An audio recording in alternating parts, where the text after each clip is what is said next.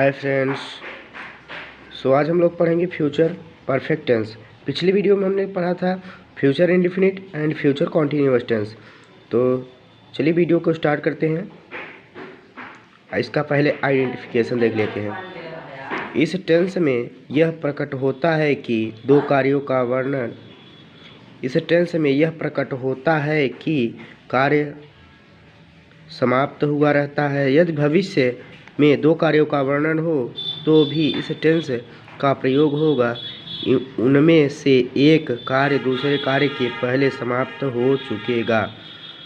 इनके अंत में चुकेगा, चुकेगी, चुकेंगे आते हैं। इसमें मेन फैक्ट क्या होता है? इसमें कार्य समाप्त हुआ रहेगा और इसमें दो कार्य दिया रहेगा, जो एक कार्य दूसरे कार्य से पहले समाप्त हो चुका रहता है। तो चलिए अफर्मेटिव सेंटेंस देख लेते हैं। अफर्मेटिव से जो फर्स्ट रूल, जो सिंपल सेंटेंस जिनमें एक काम का होना पाया जाए, अनुवाद के पहले कर्ता विल हैव या शैल हैव और वर्ब की थर्ड फॉर्म आती है, मेन वर्ब की थर्ड फॉर्म आती है। सेकेंड रूल देखेंगे, जिन वाक्यों में दो कार्यों का होना पाया जाए तो जो काम पहले समाप्त होता है उसे फ्यूचर परफेक्ट टेंस तथा दूसरा सिंपल प्रेजेंट इंडेफिनिट टेंस में होगा। फार्मूला देख लेंगे हम लोग। सब्जेक्ट प्लस विल हैव या shall have plus main verb का मुख्य क्रिया का third form plus subject plus before और after plus subject plus main verb की फर्स्ट फॉर्म, मुख्य क्रिया की फर्स्ट फॉर्म। एग्जाम्पल, तुम्हारे पहुंचने के पहले लड़के मैच समाप्त कर चुके होंगे। इसमें पहचानेंगे कैसे कौन टेंस है, लास्ट में देखेंगे क्या है, चुके होंगे। इसमें आइडेंटिफिकेशन में चुके, चुकेगा, चुकेगी, चुके होंगे, तो चुके होंगे। ये कौन सा है? Future perfect tense. इसमें दो कार्यों का हुआ है, दो कार्यों का वर्णन हुआ है। तुम्हारे पहुंचने से, तुम्हारे एक, लड़के दूसरा, दो कार्य है। इसमें पहले से जोड़े रहता है। तो चलिए हम लोग इसको ट्रांसलेट करते हैं। The boys will have finished match before you arrive. Negative sentence, ऐसे वाक्यों के अंग्रेजी विल, शैल या नॉट का यूज करते हैं। एग्जाम्पल देखेंगे, उसके सोने से पहले बच्चा दूध नहीं पी चुका होगा। कौन सा टेंस है? Future perfect tense. निगेटिव कैसे जाने? निगेटिव पहले जोड़ा है दोनों वाक्यों का, इसमें दो कार्यों का वर्णन है, इसलिए फ्यूचर परफेक्ट टेंस है। चलिए इसको हम लोग ट्रांसलेट करते हैं। द बेबी विल नॉट, इसमें पहले विल फिर नॉट, प्लस है, फिर have drunk milk before his sleep. यहाँ से ये दूसरा टेंस है, ये दूसरा है, ये जोड़ा है दोनों वाक्यों को। चलिए आगे देखते हैं। इंट्रोगेटिव सेंटेंस, जिन वाक्यों में रूल है, जिन वाक्यों में प्रारंभ में क्या हो उसका अनुवाद करते समय विल या शैल फिर subject plus have plus verb की थर्ड फॉर्म आती है। सेकेंड रूल, जिन वाक्यों में प्रश्नसूचक शब्द वाक्य के बीच में हो तो उसकी अंग्रेजी बनाते समय पहले प्रश्नसूचक शब्द फिर शैल या विल फिर सब्जेक्ट प्लस हैव और वर्ब की थर्ड फॉर्म आती है।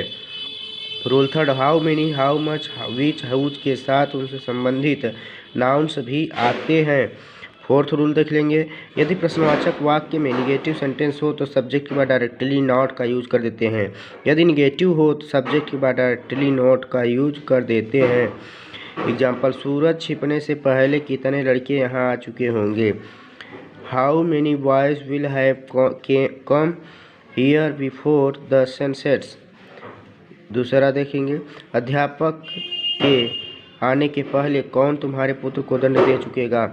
Who will have you punished your son before the teacher came।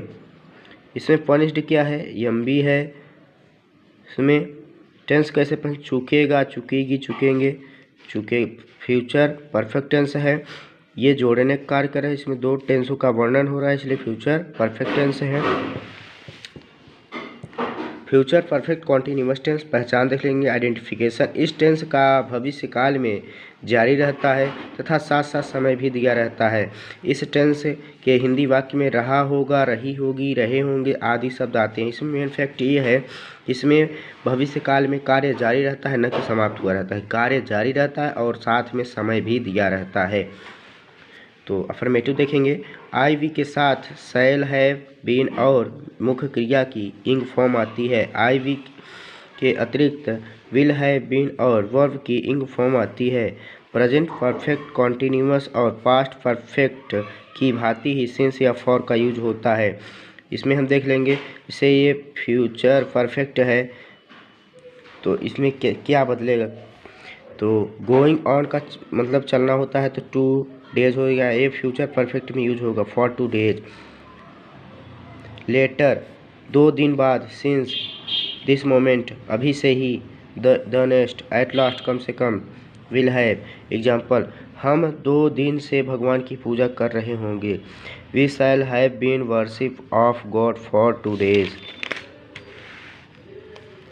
Negative sentence. Rule first, ऐसे वाक्यों के अनुवाद में विल या shall plus not plus have been का यूज होता है। हम 2 घंटे से तुम्हारे मित्रों का इंतजार नहीं कर रहे हैं। We shall not have been waiting for your friends for today 2 an hour। Interrogative sentence देख लेंगे। फर्स्ट रूल है, जिन वाक्यों के आरंभ में क्या हो उसका अनुवाद पहले विल या शैल फिर subject plus have plus been और वर्ब की इंग फॉर्म आती है। सेकेंड रूल, जिन वाक्यों में इंट्रोगेटिव वर्ड बीच में हो तो प्रश्नवाचक शब्द की इंग्लिश फिर विल या shall plus have been plus verb की मुख्य क्रिया की थर्ड इंग फॉर्म आती है। How many, how much, which के साथ उनसे संबंधित नाउन्स भी आते हैं। फोर्थ रूल देख लेंगे, यदि प्रश्नसूचक शब्द कौन ही करता हो तो पहले प्रश्नसूचक शब्द हु फिर विल या शैल फिर हैव बीन फिर वर्ब की इंग फॉर्म आती है। यदि प्रश्नसूचक शब्द वाक्य में निगेटिव हो तो कर्ता के बाद नॉट लगा देते हैं। यदि प्रश्नसूचक शब्द हो क्या, कौन, कैसे, तो यदि उसके बाद डायरेक्टली कर्ता के बाद डायरेक्ट नॉट लगा देते हैं। आइए हम लोग आगे देखते हैं। तुम 4 दिन से क्या सोच रहे होगे। What will you have been thinking for days? वह बचपन से गाना सीख रही होगी। He will have been learning since childhood। यह क्या है, बचपन से, निश्चित है इसलिए since, अनिश्चित होता तो for का यूज हो जाता। टेस्ट 5 मार्क्स का है जो कि आपको स्वयं करना है। क्या तुम मेरे वीडियो को देख रहे हो? क्या तुमने वीडियो को लाइक कर दिए होंगे? क्या आप लोग अच्छे से पढ़ाई कर रहे होंगे? क्या आप लोग का डेटा ख़त्म हो चुका होगा? आप लोग पढ़ाई से संबंधित वीडियो देख रहे होंगे। Thank you so much.